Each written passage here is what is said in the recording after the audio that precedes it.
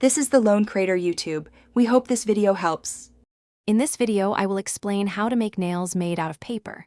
First, you'll need to gather your materials. Start with thick paper like cardstock, which provides the necessary strength.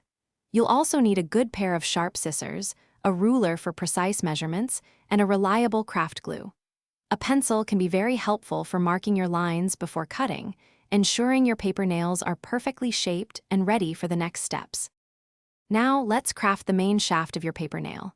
Begin by cutting a strip of your chosen paper, about 1/2 inch wide and 4 inches long. The key here is to fold this strip very tightly lengthwise, creating a dense, sturdy core.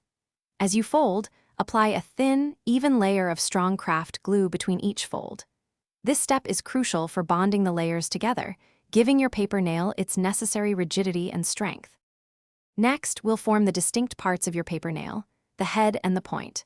Take one end of your tightly folded and glued paper shaft and gently shape it into a small, flat head, roughly 1/4 inch wide. On the opposite end, carefully trim the paper to create a sharp, functional point, just like a real nail. Finally, apply an additional thin coat of glue over the entire paper nail. This adds an extra layer of reinforcement, ensuring it holds its shape well.